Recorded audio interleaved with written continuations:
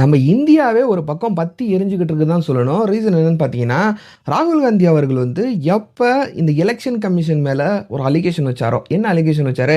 Election commission திருட்டு வேல பார்த்துருக்குது, fraud வேல பார்த்துருக்குது, நம்ம நாட்டு மக்கள் ஓட்டு எல்லாத்தையும் திருடி விக்கிறதுக்கு பார்த்துருக்குது, ஏகப்பட்ட போலியான ஓட்டுகள்லாம் போட வச்சிருக்குது அப்படின்னு சொல்லிட்டு இந்த மாரி அலிகேஷன் வச்சார்ல 2, 3 நாளைக்கு முன்னாடி. இந்த அலிகேஷன் வச்சதுலருந்து நாட்டோட நிம்மதியே போயிடுச்சுன்னு சொல்லணும். நாட்ல வந்து ஏகப்பட்ட சர்ச்சைகள், ஏகப்பட்ட புரொட்டஸ்ட்டுகள், ஏகப்பட்ட பிரச்சனைகள் வந்து நடந்துகிட்டு இருக்கு. நாடே ஒரு பக்கம் வந்து பத்தி எரிஞ்சுகிட்டு இருக்குன்னு தான் சொல்லணும்.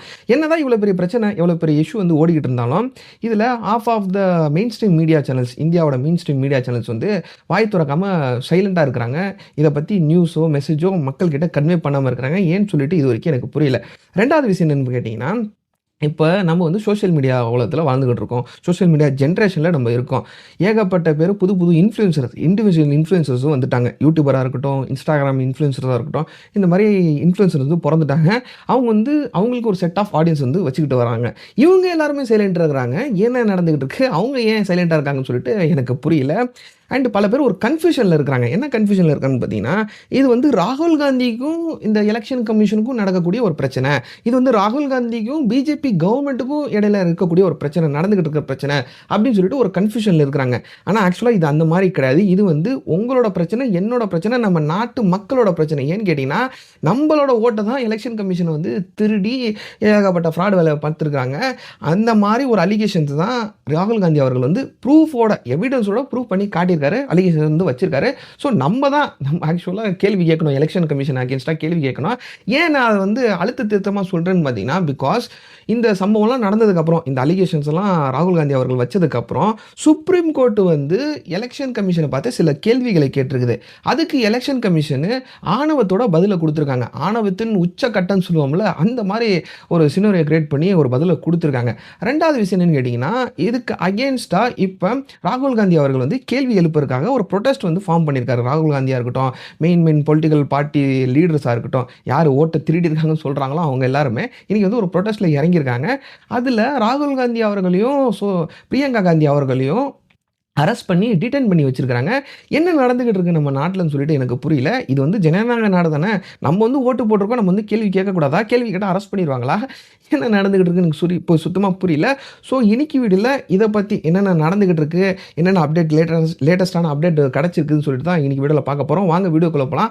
அதுக்கு முன்னாடி நீங்க இன்னும் நம்ம சேனலை சப்ஸ்கிரைப் பண்ணலனா சப்ஸ்கிரைப் பண்ணிக்கங்க. சப்ஸ்கிரைப் பண்ணா தான் இந்த மாதிரி விஷயங்கள் நம்ம சேனல்ல எவ்ரிடே அப்லோட் பண்றோம். ஆக்சுவலா முந்தா நேத்து வரைக்கும் ட்ரம்ப்பை பத்தி பேசிக்கிட்டு இருந்தோம். ட்ரம்ப் வந்து ஏகப்பட்ட டாக்ஸ் நம்ம மேல போட்டாரு, என்ன இந்த மாதிரி பண்ணலாமான்னு பேசிக்கிட்டு இருந்தோம். ஆனா இன்னைக்கு நம்ம நாட்டிலேயே ஏகப்பட்ட ஸ்கேமு, ஏகப்பட்ட திருட்டு வேலைகள், முக்கியமா எலெக்ஷன் கமிஷனே இந்த ஃப்ராட் வேலைகளை பண்ணியிருக்குது. ஸோ இன்னைக்கு வீடியோ இதை பற்றி பேச போகிறோம். இந்த மாதிரி விஷயங்கள்லாம் நம்ம சேனலில் எவ்ரிடே அப்லோட் பண்ணுறோம். இந்த வீடியோஸ்லாம் நீங்கள் மிஸ் பண்ணக்கூடாதுன்னு நினச்சிங்கன்னா சேனலை சப்ஸ்கிரைப் பண்ணிக்கோங்க. வீடியோ லென்த்தாக போது வாங்க வீடியோக்குள்ளே போகலாம். Hello everyone, this Yasar. Welcome to Yasar speaks.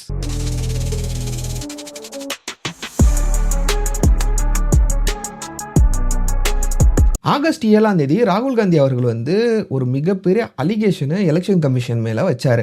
அவர் என்ன சொல்லியிருந்தாரு, எலெக்ஷன் கமிஷன் வந்து பொய்யான ஃப்ராடு வேலைகள்லாம் பார்த்துக்கிட்டு இருக்குது, நம்ம நாட்டு மக்களோட ஓட்டுகள் எல்லாத்தையும் திருடிக்கிட்டு இருக்குது, யாரோ திருடுறதுக்கு வந்து உதவியாக இருக்குது அப்படின்னு சொல்லிட்டு எலெக்ஷன் கமிஷன் மேலே பார்த்து ஒரு அலிகேஷனை வச்சிருந்தார். சரி, இப்போ இந்த அலிகேஷனெல்லாம் அவர் சும்மா வாயில் சொல்லிக்கிட்டு இருந்தாரா, வாய் பேச்சா பேசிக்கிட்டு இருந்தாருன்னு கேட்டிங்கன்னா அதுதான் கிடையாது. இவர் வித் எவிடன்ஸோட மக்கள் முன்னாடி போட்டு உடைச்சார். எவிடன்ஸ் எப்படி கிடச்சிச்சு? இதே எலெக்ஷன் கமிஷன் ஆளுங்க தான் பெங்களூரில் இருக்கக்கூடிய மகாதேவபுரா அப்படின்னு சொல்லப்படக்கூடிய ஒரு தொகுதி இருக்குது. அந்த தொகுதியில் இருக்கக்கூடிய ஓட்டர் லிஸ்ட் எல்லாம் ராகுல் காந்திக்கு கொடுத்துருக்காங்க. அந்த ஓட்டர் லிஸ்ட் மூலியமா தான் இவர் வந்து ஒரு டேட்டாவை ரெடி பண்ணி, ஒரு ப்ரெசன்டேஷனை ரெடி பண்ணி, ஒரு ப்ரெஸ் கான்ஃபரன்ஸில் மக்கள் முன்னாடி போட்டு உடைச்சார். இங்கே பாருங்கப்பா, 1,250,000 ஓட்டுகள் வந்து போலியான ஓட்டுகள் இருக்குது. இதில் ஒரு நபருக்கு வந்து பெங்களூர்லேயே ஓட்டு போடுறாரு, மும்பையிலேயே ஓட்டு போடுறாரு, இந்த மாதிரி 4 இடங்களில் ஓட்டு உரிமை வச்சிருக்காரு, இதெல்லாம் நியாயமா அப்படின்னு சொல்லிட்டு ஒரு கேள்வி கேட்டார். இதுக்கு வந்து எலெக்ஷன் கமிஷன் பதில் சொல்லணும் அப்படின்னு சொல்லிட்டு ஒரு கோரிக்கை வச்சிருந்தார். இப்போ இந்த கோரிக்கைக்கு ஏற்றுக்கிட்டு எலெக்ஷன் கமிஷன் வந்து பதில் சொல்லணும்ல. ஒருவேளை ராகுல் காந்தி வச்சிருக்கிற இந்த டேட்டா பொய்யான டேட்டா, ராகுல் காந்தி வைக்கிற அலிகேஷனும் பொய்யான அலிகேஷன் இருந்துச்சுன்னா இவங்க வந்து பதில் சொல்லணும்ல. அவங்க வந்து பதில் சொல்லலை. பதில் சொல்லாமல் அவங்க வந்து அப்படியே தட்டி கழிச்சுக்கிட்டே இருந்தாங்க. இதனால ராகுல் காந்தி அவர் என்ன பண்ணாருன்னு பார்த்தீங்கன்னா, இன்னைக்கு காலையில் ராகுல் காந்தியாக இருக்கட்டும், ப்ளஸ் பிரியங்கா காந்தி அவர்களாக இருக்கட்டும், இவங்க வந்து எலெக்ஷன் கமிஷனுக்கு அகேன்ஸ்டாக ஒரு போராட்டத்தை வந்து பண்ணியிருந்தாங்க. இந்த போராட்டத்தில் வந்து ராகுல் காந்தி, பிரியங்கா காந்தி அவங்க மட்டும் கிடையாது, ஏகப்பட்ட பப்ளிக்கும் இருந்தாங்க, சாதாரண மக்களும் இருந்தாங்க, அதுக்கப்புறம் பொலிட்டிக்கல் பார்ட்டிஸோட லீடர்ஸ், பெரிய பெரிய லீடர்ஸ் இருந்தாங்க.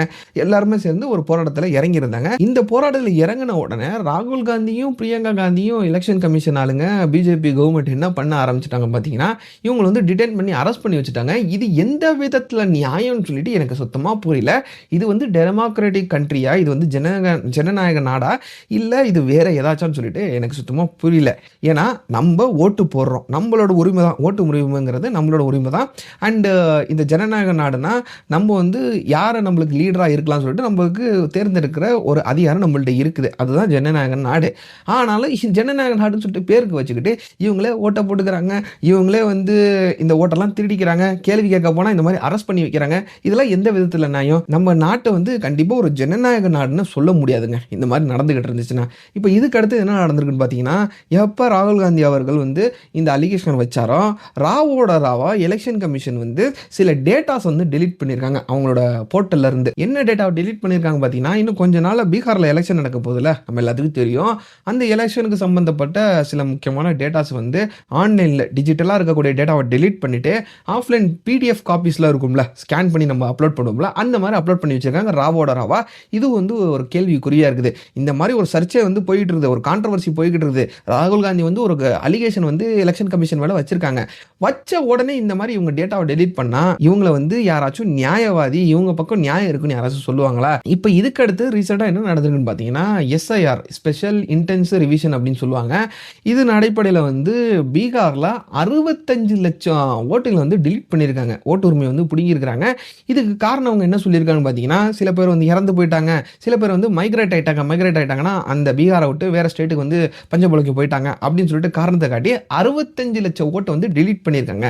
இப்போ இதனால சுப்ரீம் கோர்ட் என்ன கேள்வி கேட்டிருக்காங்கன்னா, எப்பா 65 லட்சம் ஓட்டை வந்து டெலீட் பண்ணியிருக்கீங்க, அதை டெலீட் பண்ணிட்டு இதுதான் காரணம் சொல்லிட்டீங்க, என்னென்ன காரணம் சொல்லிட்டு எங்களுக்கு டீட்டெயிலாக ஒரு இதை கொடுங்க, டேட்டா கொடுங்க அப்படின்னு சொல்லிட்டு டீட்டெயில்ஸ் கேட்டிருக்காங்க. அதுக்கு இந்த எலெக்ஷன் கமிஷன் என்ன சொல்லியிருக்காங்கன்னா, அந்த டேட்டாலாம் எங்களால் கொடுக்க முடியாது, அது கொடுக்கணும்னு அவசியம் இல்லை அப்படின்னு சொல்லிட்டு ஆணவத்தின உச்சக்கட்டம்னு சொல்லுவோம்ல, அந்த மாதிரி ஒரு ஆட்டிடியூடாக பதில் சொல்லியிருக்காங்க.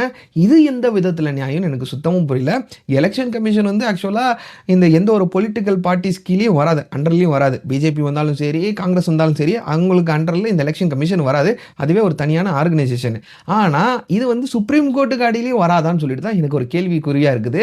அவங்க கேள்வி கேட்டாங்கன்னா அவங்க வந்து பதில் சொல்லணும். ஆனால் பதில் சொல்ல முடியாதுன்னு சொல்லிட்டு ஆணவத்தோட ஒரு பதிலை வந்து சுப்ரீம் கோர்ட்டை கொடுத்துட்டு போயிருக்காங்க. இப்போ இதுக்கு அடுத்தது என்ன நடந்திருக்குன்னு பார்த்தீங்கன்னா, தர்மேந்திர பாண்டன் அப்படின்னு சொல்லப்படக்கூடிய ஒரு எஜுகேஷன் மினிஸ்டர், இவர் வந்து பிஜேபி பார்ட்டி ஆள், இவர் என்ன சொல்லியிருக்காருன்னு பார்த்தீங்கன்னா, ராகுல் காந்தி வந்து ஒரு பொய்யான கான்ட்ரவர்சியை மேக் பண்ணிட்டு இருக்காரு, சும்மா ஒரு பொய்யான ஆதாரத்தை வந்து ப்ரூவ் பண்ணிட்டு இருக்காரு, இது வந்து இந்த மாதிரி இல்லவே இல்லை, சும்மா இந்த எலெக்ஷன் கமிஷன் மேல அலிகேஷன் வச்சுக்கிட்டு இருக்காரு அப்படின்னு சொல்லிட்டு இவர் ஒரு பக்கம் கொந்தளிச்சுக்கிட்டு இருக்காரு. இல்லை நான் தெரியாம தான் கேட்குறேன், ராகுல் காந்தி வந்து எலெக்ஷன் கமிஷன் மேல ஒரு அலிகேஷன் வச்சிருக்காரு, அதுக்கு அவங்க தான் பதில் கொடுக்கணும். அண்ட் இது வந்து நம்ம ஓட்டு உரிமையை வந்து திருடி இருக்காங்கன்னு சொல்லிட்டு தான் அவர் வந்து அலிகேஷன் வச்சிருக்காரு. இதுக்கு நியாயமான பிஜேபி பார்ட்டிஸ்ல இருக்கக்கூடிய ஆளுங்களை என்ன செய்யணும்? இவங்க வந்து காங்கிரஸோட ஒன்னா சேர்ந்துக்கிட்டு, எப்பா நீ கேஸை ஃபைல் பண்ணு, நாங்கள் வந்து பார்த்துக்கிறோம், என்ன இந்த மாதிரி திட்டு வேலையெல்லாம் பண்ணியிருக்காங்க அப்படின்னு சொல்லிட்டு தானே இவங்க வந்து நம்ம பக்கம் தான் நிற்கணும். ஆனால் ஆப்போசிட்டில் இவங்க வந்து எலெக்ஷன் கமிஷனுக்கு சப்போர்ட் பண்ணிக்கிட்டு இவர் வந்து பொய்யான டேட்டா கொடுத்துக்கிட்டு இருக்காருன்னு சொல்கிறாங்க. இவங்களுக்கு என்ன இருக்குது எனக்கு சுத்தமாக புரியல. ஏன்னு கேட்டிங்கன்னா, ராகுல் காந்தி ஒரு எவிடன்ஸை சப்மிட் பண்ணியிருக்காரு, ப்ரூஃபை காட்டியிருக்காருல, இந்த ப்ரூஃப் எல்லாமே எலெக்ஷன் கமிஷன் கொடுத்த ப்ரூஃப் தான். அவங்களோட டேட்டா வச்சுக்கிட்டு தான் அவர் வந்து ப்ரூவ் பண்ணி காட்டியிருக்காரு. ஆனால் இவங்க வந்து பொய்யான டேட்டா வந்து வச்சிருக்காரு, ஒரு போலியான எவிடன்ஸ் எல்லாம் ரெடி பண்ணியிருக்காரு அப்படின்னு சொல்லிட்டு சொல்லிக்கிட்டு இருக்காரு. இல்லை அந்த மனுஷன் லூஸா? உலகமே பார்த்துக்கிட்டு இருக்குது, இந்தியா நாட்டு மக்கள் எல்லாருமே பார்த்துக்கிட்டு இருக்காங்க, இந்தியாவே ஒரு பக்கம் இதனால பத்தி எரிஞ்சுக்கிட்டு இருக்கு. இந்த மாதிரி எல்லாத்தையும் உருவாக்கி விட்டு சும்மா போலியான டேட்டா காட்டிருக்கா, அவர் என்ன லூஸா? எனக்கு சுத்தமாக புரியல. இல்லை சொல்கிறவங்க லூஸான்னு சொல்லிட்டு எனக்கு சுத்தமாக புரியல. உங்களுக்கு ஏதாச்சும் புரிஞ்சுன்னா கமெண்ட்ல சொல்லிட்டு போங்க. அண்ட் இதுதான் உங்கள்கிட்ட ஷேர் பண்ண நினச்சேன், ஷேர் பண்ணிட்டேன். அவ்வளோதான் இன்னைக்கு வீடியோ. அண்ட் முடிஞ்ச அளவுக்கு இந்த வீடியோ ஷேர் பண்ணுங்க. ஏன்னா நான் வீடியோ ஆரம்பத்தில் சொன்ன மாதிரி தான், இண்டிவிஜுவல் யூடியூபர்ஸ், பெரிய பெரிய யூடியூபர்ஸ் யாருமே இதை பற்றி பேச மாட்டேங்கிறாங்க, இன்ஃப்ளூயன்சர்ஸ் யாருமே இதை பற்றி பேச மாட்டேங்கிறாங்க, 50% மெயின் ஸ்ட்ரீம் மீடியாவே இதை பற்றி நியூஸ் வந்து பேச மாட்டேங்கிறாங்க, மெசேஜ் வந்து பாஸ் பண்ண மாட்டேங்கிறாங்க. ஸோ அதனால தான் நம்ம சேனலில் இதை பற்றி பேசி ஆகணும்னு சொல்லிட்டு இன்றைக்கி வீடியோ நான் மேக் பண்ணியிருக்கேன். நம்மளுக்கு இருக்கக்கூடிய இந்த சின்ன ஃபேமிலிக்கு இதை பற்றி தெரிய வைப்போம்னு சொல்லிட்டு இந்த வீடியோ மேக் பண்ணிட்டு இருக்கேன். அவ்வளோதான் இன்னைக்கு வீடியோ. நாளைக்கு வேற ஒரு இன்ட்ரெஸ்டிங்கான வீடியோலையோ இல்லாட்டி இந்த பிரச்சனை நடந்துகிட்டு இருக்குல்ல, இந்த பிரச்சனையோட ஏதாச்சும் அப்டேட் கிடச்சுன்னா அந்த வீடியோவில் பார்க்கலாம். டில் தென் டேக் கேர், பாய், ஜெய் ஹிந்த்.